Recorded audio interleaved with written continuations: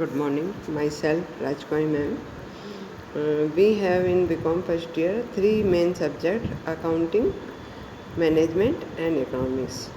In accounting, we have also two subjects: cost accounting and financial accounting. Today we start cost accounting. All of first, I told you about what is the meaning of cost accounting. In cost accounting, there is the two word cost and accounting. Cost means total monetary expenses incurred on the any productive unit. अर्थात मैं आप लोगों को कहूँ कि जब कभी कोई भी वस्तु हम बनाने जा रहे हैं या मैन्युफैक्चरिंग करने जा रहे हैं तो उसमें हमें तीन चीज़ों की ज़रूरत होती है: raw material, labour and overhead. Overhead means expenses. तो तीनों प्रकार के जो खर्चों की टोटल होती है उसे हम कॉस्ट कहते हैं। और इसके अंतर्गत मैं आपको ये कह सकती हूँ कि नोट्स में भी मैंने दिया है, cost means any type of the monetary expenses incurred on a product call cost. In other word, cost is equal to raw material plus labour plus overhead is equal to cost. तो आप लोग समझ गए होंगे कि किसी भी चीज़ का निर्माण जब करते हैं तो उसमें हमें रॉ मटेरियल चाहिए, लेबर चाहिए और एक्सपेंसेस चाहिए। तो इन तीनों का जब जोड़ किया जाता है तो उसे हम कॉस्ट कहते हैं। Now you come to accounting. Accounting means any type of the transaction which is the writing in the double entry system with any principles, method and technique, that called accounting. So we can say cost accounting is the application of accounting and costing principle, methods and technique in the ascertaining of cost and the analysis to saving or expenses on compared with previous experience और with standard. तो इसका कहने का अर्थ है, ये मैंने आपको notes में भी डाली है डेफिनेशन। इसके कहने का अर्थ है कि कॉस्ट अकाउंटिंग वह एक प्रोसेस है जो नियमों और सिद्धांतों के आधार पर लगाई जाती है और उसके आधार पर किसी वस्तु की कॉस्ट फाइंड आउट की जाती है और उसके बाद में यह एनालिसिस किया जाता है कि जो हमने स्टैंडर्ड माना था या हमने जो पहले कार्य किया था उसके अनुपात में या उसके बनिस्बत वर्तमान में हमारा खर्चा ज़्यादा बढ़ा है या हमारी सेविंग हुई है। तो जब कभी इस प्रकार से हम अकाउंटिंग करते हैं, that call cost accounting. Now you come to costing. Costing is the technique and process of the ascertaining cost. क्योंकि हम कोई भी चीज़ बनाते हैं तो उसमें मटेरियल लगता है, लेबर लगता है, ओवरहेड लगता है। इन तीनों को जब टोटल कर दी जाती है तो वह कॉस्ट कहलाती है। लेकिन हम अगर मार्केट में जाएं तो वेरियस टाइप की प्रोडक्शन हमारे सामने आते हैं। वेरियस टाइप के प्रोडक्शन का मतलब है कि वहाँ ऑयल भी मिलेगा तो वहाँ टेक्सटाइल भी मिलेगा, वहाँ शैम्पू भी मिलेगा तो वहाँ हाउस भी मिलेगा, वहाँ ट्रांसपोर्टेशन भी मिलेगा। तो कहने का मतलब है कि हमारे सामने कई प्रकार की चीज़ें हैं जिनका निर्माण होता है। तो ये जब कभी निर्माण होता है तो सब में मटेरियल, लेबर एंड ओवरहेड या एक्सपेंसेस तो लगते ही हैं। लेकिन प्रत्येक प्रकार के व्यवसाय से संबंधित या प्रत्येक प्रकार के बिजनेस से संबंधित जो कॉस्ट फाइंड आउट करी जाती है उसके अलग अलग मेथड हैं या टेक्निक हैं। तो जो अलग अलग मेथड एंड टेक्निक लगाए जाते हैं किस चीज़ के लिए? कॉस्ट निकालने के लिए, तो वह कहलाती है कॉस्टिंग। अर्थात एक बार फिर मैं आपको बता रही हूँ, कॉस्टिंग का अर्थ है कि विभिन्न प्रकार के व्यवसायों से संबंधित जितना भी मटेरियल, लेबर, ओवरहेड लगा है उनकी प्रत्येक की लागत ज्ञात करने के लिए जो हम तकनीक उपयोग करते हैं उसे कॉस्टिंग कहा जाता है। नेक्स्ट पेज पर आप आ जाइए। आपको दे रहा है object of cost accounting. Cost accounting के क्या ऑब्जेक्ट हैं या उसके क्या उद्देश्य हैं? पहला ऑब्जेक्ट दे रहा है टू एसर्टेन कॉस्ट। मैंने अभी शायद आपको बताया भी होगा कि कॉस्ट अकाउंटिंग वहाँ फॉलो की जाती है जहाँ वस्तु का निर्माण होता है, जहाँ वस्तु का उत्पादन होता है, मैन्युफैक्चरिंग होती है।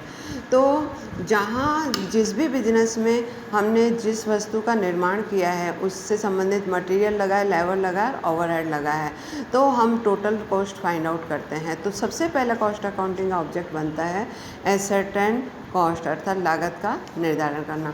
सेकंड वन दिया हुआ है कॉस्ट अकाउंटिंग। मैंने कॉस्ट अकाउंटिंग की डेफिनेशन में बताया था कि कॉस्ट अकाउंटिंग वह प्रोसेस है जिसमें वस्तु से संबंधित लगने वाली कॉस्ट को किन्हीं नियमों और किसी विधियों और किसी टेक्निक के अंदर लिखा जाता है और हमें कॉस्ट फाइंड आउट करनी पड़ती है। और उस कॉस्ट को हम क्या करते हैं, जो हमने स्टैंडर्डाइज किया था उससे कंपेयर किया जाता है कि वास्तव में वह हमारी कॉस्ट ज़्यादा लगी है या कम लगी है। और यदि कॉस्ट ज़्यादा लग गई है, जितना हमने स्टैंडर्ड माना था या जितना हमने बजट माना था उसके अपेक्षा ज़्यादा लगी है, तो उससे किस प्रकार से कंट्रोल किया जाए। तो दूसरा उद्देश्य उसका होता है कि how to we control on cost. Third point there are to determine tender price. Tender price का मीनिंग होता है कि जब कभी लमसम अमाउंट पर या लमसम यूनिट जब कभी हम मार्केट में बेचते हैं तो हम उसके संबंध में टेंडर बनाते हैं। और टेंडर प्राइस फाइंड आउट करने के लिए हमें सभी प्रकार की टोटल कॉस्ट में प्रॉफिट ऐड कर करके बताया जाना पड़ता है एंड कंटीजेंसी भी लगानी पड़ती है। तो इस प्रकार से टेंडर प्राइस जो फाइंड आउट करना होता है वह भी कॉस्ट अकाउंटिंग का ऑब्जेक्ट माना जाता है। फिर आपको कह रहा है कि to provide basis for the decision making. Actually cost accounting क्या है, डिसीजन मेकिंग का ही एक बेस है। एक्चुअल में हम कितनी प्रकार की वस्तु बनाते हैं, अनेक प्रकार की वस्तु बनाते हैं और अनेक प्रकार की वस्तु में अनेक प्रकार के मटेरियल हैं, लेबर है, ओवरहेड है, हमारे पास कई प्रकार की अपॉर्चुनिटी है। तो हम किस प्रकार की चीज़ को लेकर के मैक्सिमम प्रॉफिट और मिनिमम कॉस्ट पर हम वस्तु का निर्माण करें, तो इस प्रकार के जो डिसीजन लिए जाते हैं वह कॉस्ट अकाउंटिंग में लिए जाते हैं। मैं आपको उदाहरण बता रही हूँ कि जैसे हमें कपड़े का निर्माण करना है और उस निर्माण के संबंध में आपके पास जो मटेरियल है वह कई प्रकार की मिल सकती है। तो material first, material second and material third, और उसके बाद में आप लेबर ऐड कर दीजिए, उसके बाद में ओवरहेड कर दीजिए। तो मटेरियल फर्स्ट के आधार पे क्या कॉस्ट बनी, मटेरियल सेकंड के आधार पे क्या कॉस्ट बनी, मटेरियल थर्ड के आधार पर क्या कॉस्ट बनी। इन सब की टोटल करके हम कंपेरिजन करते हैं और डिसीजन लेते हैं कि किस प्रकार की कम से कम कॉस्ट वाली अपॉर्चुनिटी को यूज करते हुए हमें व्यवसाय को उपयोग में लाना है, व्यवसाय के अंतर्गत उपयोग में लाना है। नेक्स्ट आपको पॉइंट कर रहा है to provide help for the preparation financial and other statement. Actually जहाँ भी कॉस्ट अकाउंटिंग फॉलो की जाती है वह ऐसा व्यवसाय होता है या ऐसा बिजनेस होता है जहाँ पे वस्तु का निर्माण होता है। लेकिन जहाँ भी वस्तु का निर्माण होगा वहाँ कॉस्ट अकाउंटिंग फॉलो करते हैं, तो साथ में वहाँ पे फाइनेंशियल अकाउंट भी ज़रूर बनाए जाते हैं। तो कॉस्ट अकाउंटिंग क्या होती है, फाइनेंशियल अकाउंट बनाने को एक तरह से सपोर्ट देती है। तो चाहे फाइनेंशियल अकाउंट बनाने हैं या अदर प्रकार के कंपेरेटिव स्टेटमेंट बनाने हैं, तो कॉस्ट अकाउंटिंग हमें इस प्रकार से हेल्प करती है। नाउ नेक्स्ट हेडिंग है टेक्निक ऑफ द कॉस्टिंग। इसको मैं स्किप करके ये हम नेक्स्ट टाइम पढ़ेंगे, लेकिन इसके बाद में जो है method of the costing. Method of the costing सबसे पहला है जॉब कॉस्टिंग। एक्चुअली मैंने अभी थोड़ी देर पहले बताया था कि कई प्रकार के व्यवसाय हैं और प्रत्येक व्यवसाय के अंतर्गत कॉस्ट निकालने की अलग अलग विधियां हैं, मेथड हैं, उसी को हम कॉस्टिंग कहते हैं। तो सबसे पहला आ रहा है जॉब कॉस्टिंग। जॉब कॉस्टिंग का मीनिंग होता है कि whenever we take some article or some time order of the production. जैसे हम ये कह लें कि जब कभी हमारे पास अखबार छापने का या शादी के कार्ड छापने का या बैलेट पेपर छापने के छोटे से हमारे पास ऑर्डर आते हैं, तो उसको हम कहते हैं जॉब। और उस जब कभी इस प्रकार के जो वस्तु का निर्माण किया जाता है, जैसे शादी के कार्ड का छापा जाना है या हमें बैलेट पेपर छापे जाने हैं, तो वह लिमिटेड संख्या में होते हैं और उसका कभी रिपीटेशन नहीं होता है, तो उससे बोलते हैं जॉब। और इस प्रकार से शादी के कार्ड के संबंध में जो भी मटेरियल लगा, लेबर लगा, ओवरहेड लगा, और ये जो भी आप टोटल लगाएंगे और उसको फाइंड आउट करेंगे कि एक कार्ड की क्या लागत आई या 200 कार्ड की क्या लागत आई, तो इसे जॉब कॉस्टिंग कहते हैं। सेकंड है बैच कॉस्टिंग। बैच कॉस्टिंग वहाँ लागू होता है जहाँ पर एक ही प्रोडक्शन के संबंध में वैरायटी बनानी होती है। जैसे दवाइयों का प्रोडक्शन है, तो दवाइयों का जैसे हम ये कहें कि बुखार से संबंधित या फीवर से संबंधित कोई भी दवाई का कारखाना है, तो वहाँ दवाई टैबलेट में भी मिलेगी, सिरप में भी मिलेगी, कैप्सूल में भी मिलेगी। तो ये मैन्युफैक्चरिंग एक ही है, इसी प्रकार से हम बिस्किट का ले लें तो बिस्किट मीठे भी होंगे, क्रीम वाले भी होंगे, तो मीठे और नमकीन भी होंगे, तो मैन्युफैक्चरिंग बिस्किट का है लेकिन वैरायटी है। तो हम इस चीज़ को क्या कहते हैं, बैच कॉस्टिंग। बैच कॉस्टिंग में मतलब ना, जैसे आपकी जो दवाई बनी है वह मटेरियल, लेबर, ओवरहेड सेम है, लेकिन कैप्सूल बने हैं तो उसका बैच अलग बनेगा, और सिरप बना है तो उसका बैच अलग बनेगा। तो और जब कैप्सूल बना है, सिरप बना है या टैबलेट बनी है, सबकी कॉस्टिंग अलग अलग आ जाएगी, तो इसको कहते हैं हम बैच कॉस्टिंग। नेक्स्ट है कॉन्ट्रैक्ट कॉस्टिंग। कॉन्ट्रैक्ट कॉस्टिंग मतलब मैंने अभी आपको बताया था कि मार्केट में जाए तो सिनेमा हॉल बन रहा है, पुल बन रहा है, मकान बन रहा है, तो जहाँ भी निर्माणी कार्य किया जाता है वहाँ पर जो कॉस्टिंग उपयोग में ली जाती है उसे हम कॉन्ट्रैक्ट कॉस्टिंग कहते हैं। नेक्स्ट है प्रोसेस कॉस्टिंग। प्रोसेस कॉस्टिंग का मीनिंग होता है कि किसी वस्तु को बनाने के लिए हमें ना एक से अनेक स्टेप में कार्य करना पड़ता है। जैसे हम टेक्सटाइल इंडस्ट्री ले लेते हैं। टेक्सटाइल इंडस्ट्री में पहला स्टेप होता है रॉ मटेरियल। रॉ मटेरियल होती है कॉटन, जिसको कपास कहते हैं। उससे क्या बनता है, आगे बनता है थ्रेड। थ्रेड माने धागा, उससे धागा बना। उसके बाद में उससे कच्चा कपड़ा या वाइट कपड़ा बनता है, वाइट यार्न, जिसको अपन कहते हैं लट्ठा। और उसके बाद में उसका कलरिंग होता है, उसके बाद में उसकी प्रिंटिंग होती है। तो आपने देखा कि अगर प्रिंटिंग के बाद में वस्तु बिकती है तो वह टेक्सटाइल इंडस्ट्री है।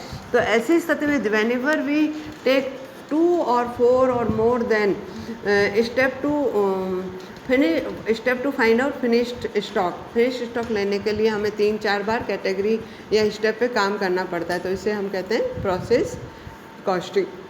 नेक्स्ट आपको कह रहा है यूनिट कॉस्टिंग। यूनिट कॉस्टिंग है ना, जब कभी किसी कंपनी में बहुत ज़्यादा या मैन्युफैक्चरिंग इंडस्ट्री में बहुत ज़्यादा वस्तु बनती है और लगातार बनती है, तो वहाँ यूनिट कॉस्टिंग का उपयोग किया जाता है। Operating costing. ऑपरेटिंग कॉस्टिंग माना जहाँ संचालन से संबंधित कार्य होता है। संचालन माना जैसे हम हॉस्पिटल चला रहे हैं, हम ट्रांसपोर्टेशन चला रहे हैं, हम रेस्टोरेंट चला रहे हैं, तो ऐसी स्थिति में जैसे हम हॉस्पिटल का भी लें तो हॉस्पिटल में कितने प्रकार के खर्चे होते हैं, उन सभी खर्चों की टोटल की जाती है और फाइंड आउट किया जाता है कि पर डे का क्या खर्चा रहा या पर महीने का क्या खर्चा रहा। और अगर हम रेस्टोरेंट में चले जाएं तो वहाँ सब्जियां आ रही हैं, आटा आ रहा है, मसाले आ रहे हैं, घी आ रहा है, इन सब की टोटल कर दी जाती है।